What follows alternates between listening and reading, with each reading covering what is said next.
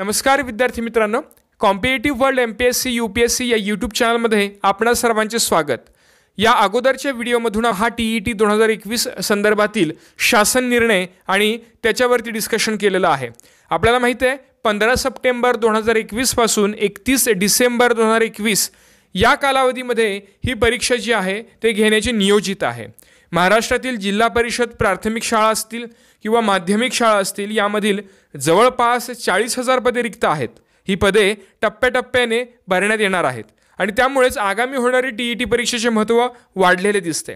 तत्पूर्वी आपण या चॅनलवरती नवीन असाल तर या चॅनलला नक्कीच सबस्क्राइब करा आणि याच नावाचं आपलं टेलिग्राम चॅनल आहे ज्यावरती आपल्याला वेगवेगळे अपडेट्स आणि PDF स्वरूपातील मटेरियल प्राप्त होत असते। तिथे जाऊन तुम्ही जॉइन होऊ शकता। या व्हिडिओच्या मार्फत आपण TET 2021च्या अनुषंगाने जी पुस्तक सूची आहे आणि अभ्यासक्रम दोघांची सांगड घालून डिस्कशन करणार आहोत। अभ्यासक्रम नेमका कोणता आहे, कोणत्या घटकांवरती प्रश्न विचारले जातात आणि याच्या जोडीला या घटकांसाठी या घटकांच्या तयारीसाठी कोणती पुस्तक सूची संदर्भ साहित्य वापरणं आवश्यक आहे याच्यावरती आपण डिस्कशन करणार आहोत। हा व्हिडिओ अगदी शेवटपर्यंत बघा, यातून तुम्हाला खूप मोठा फायदा होणार आहे। आता यामध्ये पेपर आणि अभ्यासक्रमाला सुरुवात करण्याच्या अगोदर काही महत्त्वाचे मुद्दे आपण बघूयात। कोणतीही परीक्षा असेल तर कोणत्याही परीक्षेसाठी आपल्याला 3 आधारस्तंभ मानावे लागतात। एक तर पहिली गोष्ट अभ्यासक्रम आपल्याला माहीत असणं गरजेचं असतो। दुसरा अति महत्त्वाचा मुद्दा म्हणजे प्रिव्हियस इयर क्वेश्चन पेपर किंवा गतवर्षीच्या प्रश्नपत्रिका आपल्याला माहीत असणं अपेक्षित आहे। त्याच्यावरती आपण नजर टाकून त्याच्यावरती आपण विचार करणं गरजेचं आहे। आणि तिसरा आधारस्तंभ म्हणजे सराव।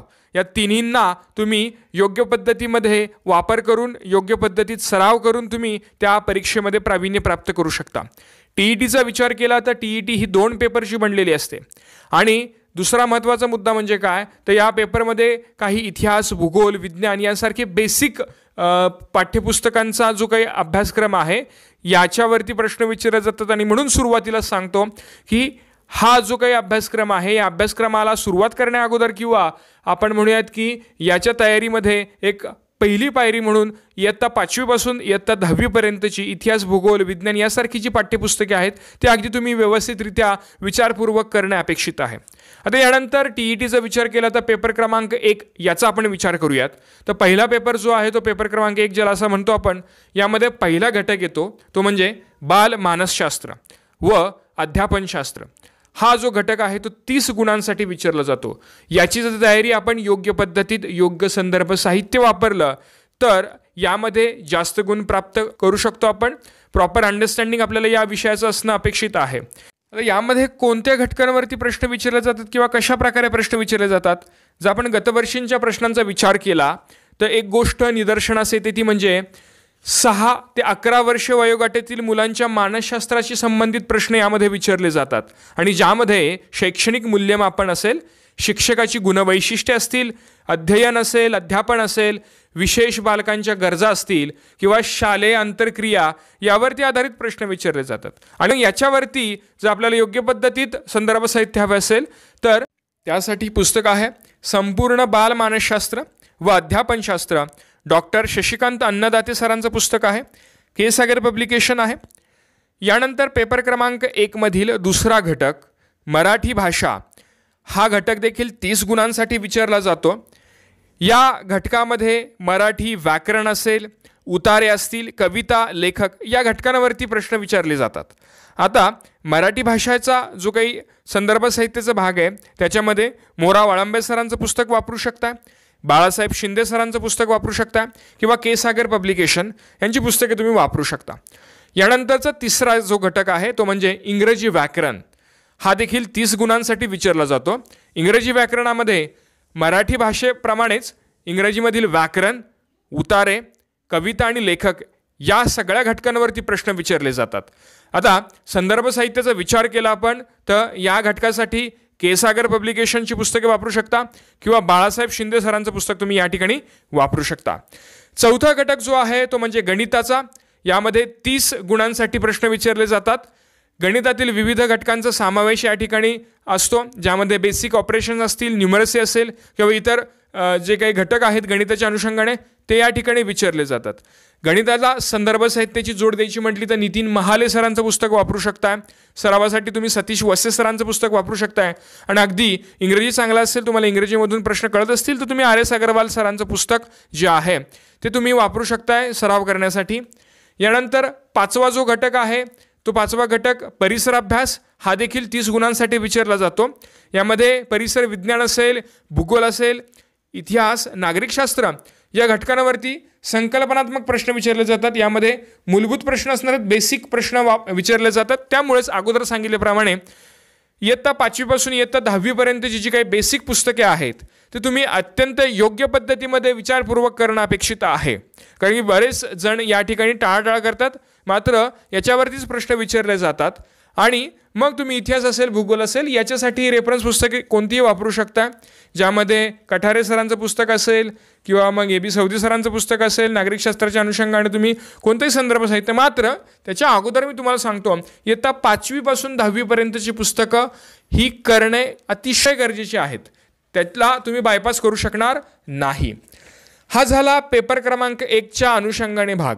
आता पेपर क्रमांक 1 हा योग्य पद्धतीमध्ये करायचा असेल तर त्याच्यासाठी तुम्हाला अगोदर सांगितल्याप्रमाणे गतवर्षीच्या प्रश्नपत्रिका तुम्हाला डोळ्यासमोर ठेवूनच याच्यावरती तुम्हाला अभ्यास करावा लागणार आहे. मग गतवर्षीच्या प्रश्नपत्रिका तुम्हाला एकत्र हव्या असतील किंवा सराव प्रश्नपत्रिका हव्या असतील तर त्यासाठी 2013 पासून 2019 पर्यंतचे 6 प्रश्नपत्रिका आहेत. याचा संग्रह जो उत्तरांसह आहे, याच्यासाठी पुस्तक डॉक्टर शशिकांत अन्नदाते सरांचं तुम्ही पुस्तक वापरू शकता, के सागर पब्लिकेशनचं. आता आपण पेपर 2चा जर विचार केला तर पेपर 2मध्ये पहिला जो घटक आहे तो बाल मानसशास्त्र व अध्यापनशास्त्र 30 गुणांसाठी विचारला जातो. यामध्ये कोणकोणत्या घटकांचा समावेश होतो किंवा कशावरती प्रश्न विचारले जातात तर पेपर क्रमांक 1मध्ये याच घटकातील 6 ते 11 वर्ष वयोगटातील मुलांच्या मानसशास्त्राशी संबंधित प्रश्न विचारले जायचे. मात्र पेपर क्रमांक 2मध्ये 11 ते 14 वर्ष वयोगटातील मुलांच्या मानसशास्त्राशी संबंधित प्रश्न विचारले जातात, ज्यामध्ये शैक्षणिक मूल्यमापन असेल, शिक्षकाची गुणवैशिष्ट्ये, अध्ययन, अध्यापन, विशेष बालकांच्या गरजा, शालेय आंतरक्रिया या घटकांवरती प्रश्न विचारले जातात. आणि यासाठी संदर्भ साहित्य जे आहे ते संपूर्ण बाल मानसशास्त्र व अध्यापनशास्त्र डॉक्टर शशिकांत अन्नदाते सरांचं के सागर पब्लिकेशनचं पुस्तक तुम्ही वापरू शकता. यानंतरचा पेपर क्रमांक 2मधील दुसरा घटक जो आहे तो मराठी भाषा 30 गुणांसाठी विचारला जातो, ज्यामध्ये व्याकरण असेल, उतारे, कविता, लेखक या घटकांवरती प्रश्न विचारले जातात. आणि यासाठी तुम्ही संदर्भ साहित्याच्या अनुषंगाने मोरा वाळंबे सरांचं पुस्तक असेल किंवा बाळासाहेब शिंदे सरांचं किंवा के सागर पब्लिकेशनचं पुस्तक वापरू शकता. तिसरा जो घटक आहे पेपर क्रमांक 2मधील तो म्हणजे इंग्रजी व्याकरण. हा देखील 30 गुणांसाठी विचारला जातो, ज्यामध्ये व्याकरण असेल, उतारे, कविता आणि लेखक यांवरती प्रश्न विचारले जातात. आणि संदर्भ साहित्य जे आहे ते के सागर पब्लिकेशनचं तुम्ही पुस्तक वापरू शकता किंवा बाळासाहेब शिंदे सरांचं पुस्तक तुम्ही या ठिकाणी सरावासाठी देखील वापरू शकता. यानंतर पेपर क्रमांक 2मधील चौथा घटक जो आहे तो महत्त्वाचा आहे, ज्यामध्ये गणित आणि विज्ञान याच्यावरती प्रश्न विचारले जातात. 60 गुणांसाठी हा भाग आहे. यामध्ये गणिताचा विचार केला तर गणितामध्ये बेसिक ऑपरेशन्स असतील किंवा इतर घटकांवरती प्रश्न विचारले जातात. यामध्ये संदर्भ साहित्याचा विचार केला तर नितीन महाले सरांचं पुस्तक किंवा सतीश वसे सरांचं पुस्तक तुम्ही वापरू शकता सरावासाठी. आणि विज्ञानाचा जर विचार केला आपण तर विज्ञानामध्ये फिजिक्स, केमिस्ट्री, बायोलॉजी, हायजीन, ज्याला आपण मराठीमध्ये रसायनशास्त्र असेल, जीवशास्त्र असेल, आरोग्यशास्त्र असेल आणि भौतिकशास्त्र असेल, या पद्धतीमध्ये हे बेसिक प्रश्न विचारले जातात. संकल्पना तुमच्या क्लिअर आहेत का नाही हे चेक करण्याचं काम या ठिकाणी केलं जातं. आणि याच्यासाठी संदर्भ साहित्य म्हणूयात आपण किंवा पुस्तक सूची म्हणूयात, अगदी योग्य पद्धतीत वापरली जाणारी ती म्हणजे इयत्ता 8वी, 9वी आणि 10वी ही बेसिक पुस्तकं तुम्हाला व्यवस्थित करायची आहेत. यानंतरच तुम्ही मग दुसरं कोणतेही संदर्भ साहित्य वापरू शकता. अनिल कोलते सरांचं पुस्तक तुम्ही वापरत तरी चालू शकणार या ठिकाणी.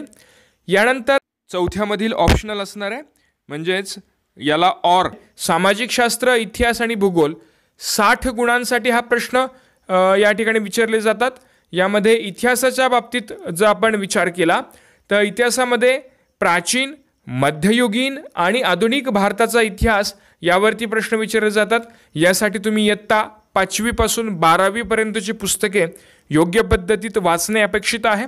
भूगोलाचा भाग विचारात घेतला तर जगाचा, त्याच पद्धतीत भारताचा आणि महाराष्ट्राचा भूगोल विचारला जातो. बेसिक प्रश्न असतात, मात्र बरेच जण या ठिकाणी गोंधळात पडतात. यासाठी तुम्ही इयत्ता 5वी पासून 12वीची पाठ्यपुस्तके जी आहेत ती योग्य पद्धतीत आणि विचारपूर्वक करणे अपेक्षित आहे. हा जो भाग झाला पेपर क्रमांक 2चा. विद्यार्थी मित्रांनो, हा व्हिडिओ तुम्हाला अत्यंत महत्त्वाचा वाटला असेल, तुम्हाला यातून फायदा झाला असेल तर नक्कीच इतरांसोबत शेअर करा. यामध्ये तुम्हाला काही शंका असतील तर कमेंट बॉक्समध्ये कमेंट करायला मात्र विसरू नका. आणि चॅनलला नवीन असाल तर सबस्क्राईब नक्कीच करा. So lastly, thanks for watching.